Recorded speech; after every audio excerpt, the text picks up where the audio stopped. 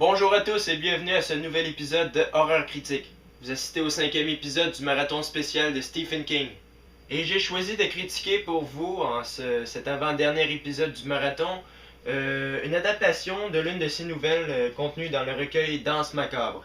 Il s'agit d'un film inspiré de la nouvelle Poids lourd, Trucks dans la version originale, et le film est sorti en 1986 et s'appelle Maximum Overdrive.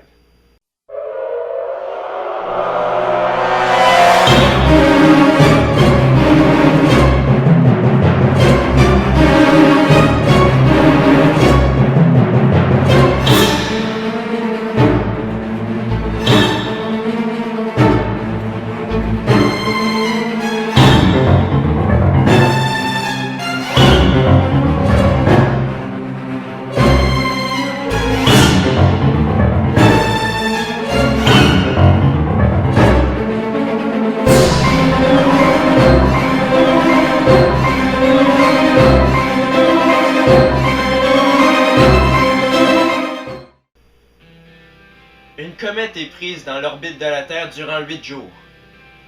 Rien de bien grave? Eh bien si! Cette comète rend tous les objets électriques complètement fous furieux. On dirait qu'ils sont dotés d'une certaine intelligence, puis ils se mettent à attaquer les humains. Une horde de camions s'en prend alors à un groupe de personnes. Ceux-ci se réfugient dans un truck stop afin de trouver un moyen de s'en sortir vivant. Comme je l'ai déjà dit, Maximum Overdrive est inspiré de la nouvelle Poids lourd du recueil Danse macabre de Stephen King. C'est une nouvelle plutôt bonne, puis elle est bien reflétée dans le film. Elle entre en scène en temps, puis elle est bien expliquée. Maximum Overdrive est un film réalisé par Stephen King lui-même. Il est certes un excellent auteur, mais un piètre réalisateur par exemple. Tentant de reproduire les genres des grands cinéastes, il gâche la plupart de ses scènes avec des ambiances qui collent pas du tout. Les scènes d'horreur sont de petit calibre. Quant aux autres, elles sont juste totalement invraisemblables. Ça par exemple, je crois que c'était voulu.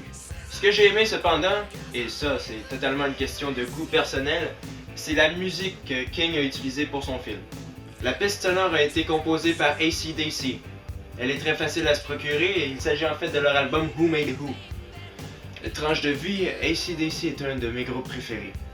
Et là on en vient au pire aspect du film. Le jeu des acteurs est pitoyable. On retrouve Emilio Estevez en premier plan. Et on dirait que lui aussi s'est rendu compte que le film allait être un flop total. Alors, il se force pas. Et c'est la même chose pour tous les acteurs du film.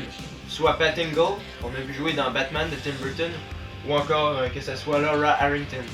Aucun de leurs jeux n'est crédible. C'est scandaleux. Chacun des personnages semble n'avoir aucune émotion. What? Les effets spéciaux sont pas si pires quand même. Cependant, le sang est beaucoup trop rouge.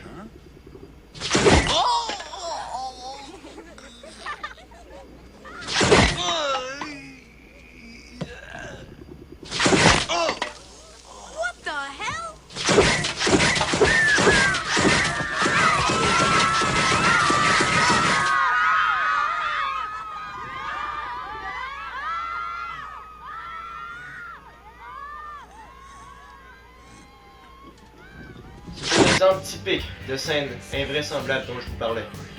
Bref, Stephen King ne devrait pas s'adonner à la réalisation, il devrait rester dans la littérature. C'est ce dans quoi il est bon, parce que la nouvelle Poids lourd était vraiment excellente. L'adaptation cinématographique, elle était nulle. On s'entend que c'est pas le pire film que j'ai écouté, il se mérite quand même un 5. Ça n'a rien à voir avec l'Exorcist 2 ou Piranha 3D ou encore Nouvelle Espèce. Mais tout de même, je m'attendais à beaucoup plus de la part d'un film d'horreur. La chose que j'ai le plus aimé du film, c'est la musique. Bref, ne manquez pas le prochain épisode d'Horreur Critique, qui sera la dernière partie du marathon spécial Stephen King. Laissez des commentaires et abonnez-vous à ma chaîne. Salut!